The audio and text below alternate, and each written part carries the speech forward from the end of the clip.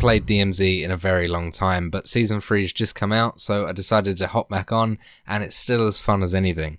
So, in Season 3, there is a brand new boss, and he's called the Scavenger, and he's not like any other boss in DMZ.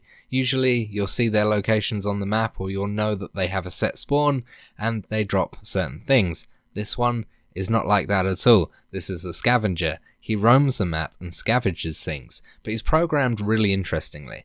He goes to other dead bodies on the map. Now you can find these pretty naturally. There's tons of dead backpacks on the floor. As the raid goes on, obviously people are going to be fighting each other. But if you were to say get in a fight and win, and you left the backpacks and the dogtags inside the backpacks and just wandered off and come back, you might notice that the dogtags are missing, and there'll be a red circle around them on the minimap.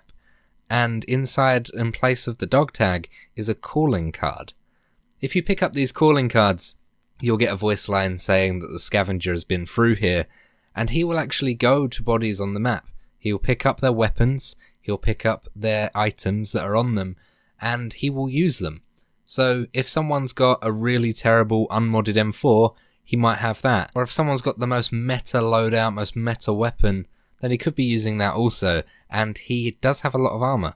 He always has a free plate vest, and he'll always spawn with this scavenger backpack, which allows you to fit more stuff in. Now, if you're lucky, on the first bag that you find, the scavenger might still be there, he might still be looting, and you can take him out. This boss is not to be overlooked. Him himself, he will likely run away for a little bit and try to flank you, but he has bodyguards, and these are Shadow Company, and they are very powerful and have a lot of armor, so you definitely need to be careful of those. You'll notice that the boss stands out from the Shadow Company though, because he's wearing an all-black ghillie suit, and like I said, he's got the scavenger backpack on, and he'll be using players' weapons. Likely though, you won't find him on the first try. Instead, you'll find these backpacks and it'll have a calling card in place of the dog tag, and then when you pick up the calling card, you'll get another red circle appear somewhere on the map. Usually it's pretty close by, and you'll go to that player's dead body.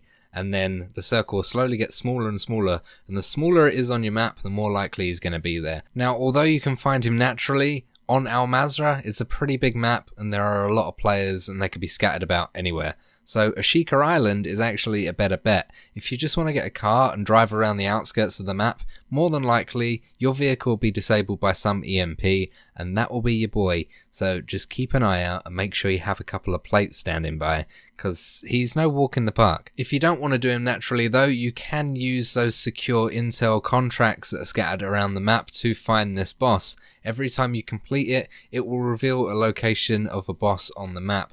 Now, Ashika Island only has 2. The Commander Helo doesn't show up on Ashika Island like it does through these contracts if you were to do it on Mazrah, and Mazrah also has the Pyro, the Juggernaut, and the Chemist before you even get to the Scavenger. So you could be completing 5 of these just to find the Scavenger, and by that time, the raid's definitely going to be over.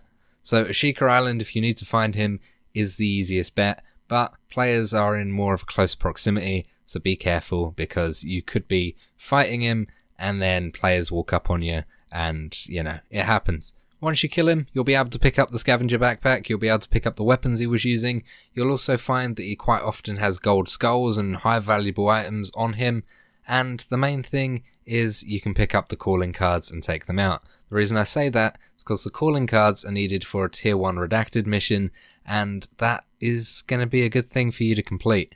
You need 3 calling cards. The calling cards are on the dead bodies, so as long as you have a free space in your inventory to pick them up, do so.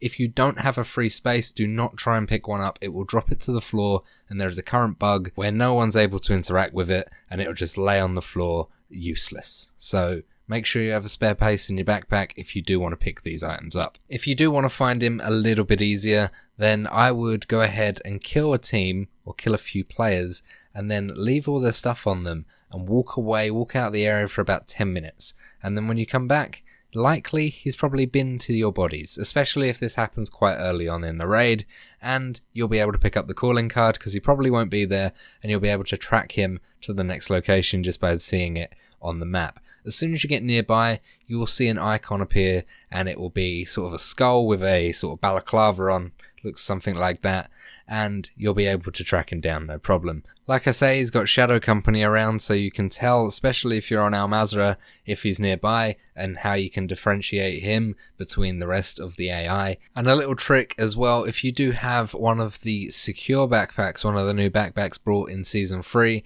and you decide to put the calling cards inside them and extract, those will actually stay in your backpack. You can then go into another raid, the calling card still being in your backpack, and then you can extract straight away and get another calling card for that redacted mission. And that will get the quest done a lot quicker, because finding this guy is not the easiest in the world. But that's it, that's the new boss. I'll upload a gameplay video of me trying to hunt this guy down, because there was some crazy moments. But anyway, thank you so much for watching. I'll see you soon. There's going to be more DMZ content, because I've missed it. It's a lot of fun. But thank you so much for watching. I love you lots. I'll see you soon. Bye-bye.